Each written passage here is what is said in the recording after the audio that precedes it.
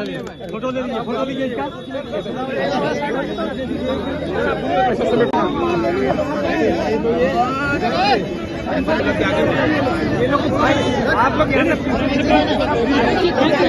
वर्षों अधूरा पड़ा खाड़ी पुल का हुआ सपना पूरा। एक तरफ समर्थन और दूसरे तरफ विरोध के बीच फीता काटकर किया गया शिलान्यास। बताते चले कि वर्षों से चर्चा का विषय बना अधूरा खाड़ी पुल का अब होगा निर्माण। वर्षों से ताराबाड़ी पंचायत सहित कई गांव के लोगों का आवागमन एक पुल की वजह से काफी समस्या का सबब बना था। इसी खाड़ी पुल का नाम लेकर कई लोग नेता बन गए थे, लेकिन पुल नहीं बना और अब जाकर वे दिन आ गए जब अधूरा खाड़ी पुल को बनाने के लिए आज किशनगंज सांसद और अमर विधायक अख्तरुल ईमान ने फीता काटकर शिलान्यास किया, जहां हजारों की संख्या में स्थानीय लोग पहुंचकर शिलान्यास को सफल बनाया। शिलान्यास से जहां एक और पूरे क्षेत्र में उत्साह का माहौल है, वहीं फिर से खाड़ी पुल पर राजनीतिक होना शुरू हो गया है।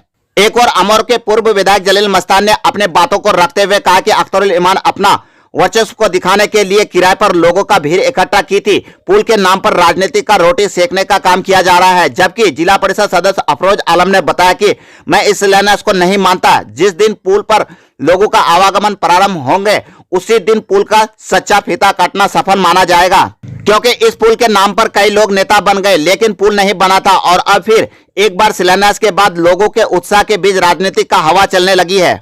वहीं अख्तरुल ईमान ने कहा कि उन्होंने हक को छीनकर लाने का काम किया है और अब 25 करोड़ की राशि से 6 स्पिन का अधूरा पड़ा खाड़ी पुल को पूरा करेंगे और दोनों ओर नदी कटाव को रोकने के लिए 500 मीटर का वाल भी बनाया जाएगा। वहीं इस शिलान्यास कार्यक्रम में क्षेत्र के हजार लोगों की भीड़ उमड़ पड़ी थी।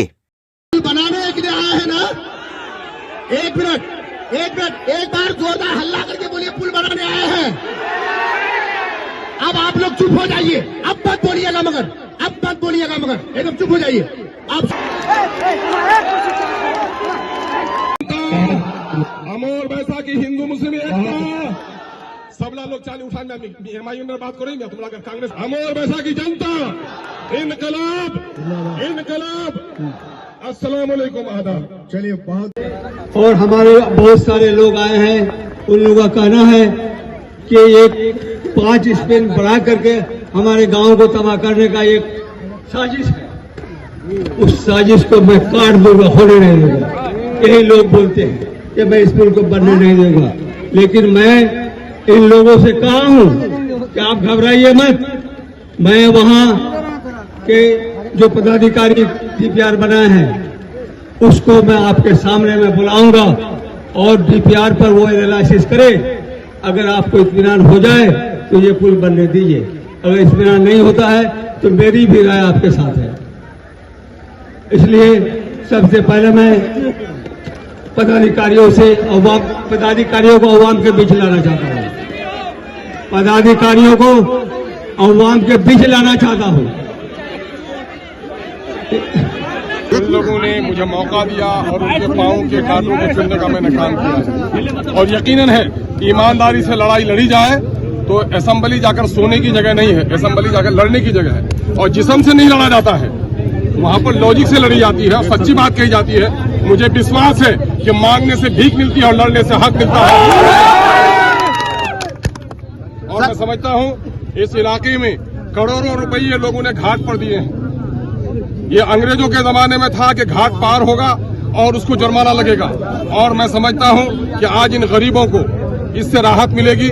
और यही नहीं बल्कि फकीर टोली से लेकर कान की महानंदा पुल पर, जिस पर लोग उम्मीद नहीं थी कि मैं पुल बना पाऊंगा, मैं फख्र से आज कहता हूं जो वादा किया था उसे पूरा किया।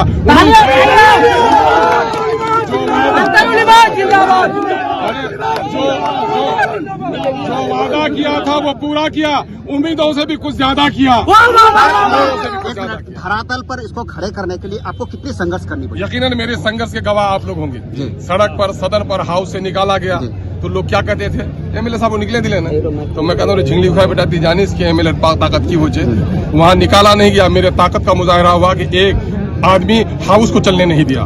मैं आपके खातिर वहाँ लड़ा हूँ, जमीन से लेकर वहाँ तक। अवैसी साहब को लाने का मसला हुआ, बोले धूल धक्का में ले आइएगा। मैंने कहा अवैसी साहब वो बड़ा नेता नहीं है कि सिर्फ टीवी में रहे और दिल्ली में रहे, वो गरीबों की झोपड़ियों तक पहुंचता है। और अवैसी साहब मेरे कहने पर आए, नतीजा हुआ यहाँ और महानंदा पूरे हिंदुस्तान में लोगों ने देखा कि सीमांचल के साथ नाइंसाफी हुई है। और अवैसी साहब के आने के बाद यहाँ के पुलों का ऐलान हुआ। अक्सर देखा जाता है कि बिहार में जो है पुल गिरने की समस्या काफी रहती है। गुणवत्ता को लेकर क्या दिशा जिंदाबाद जिंदाबाद जिंदाबाद यकीनन है कि सरकार की लगी है। कौन दिक्कत कर रहा है? अगर कोई दिक्कत आ जाए चाहे जो नहीं, अपनी जमीन हम अपने इस्तेमाल करने नहीं देंगे। इलाका टूट पड़ेगा जमीन गिरने के लिए। ऐसा अभी तक कोई अवरोध अभी अवरोध नहीं है।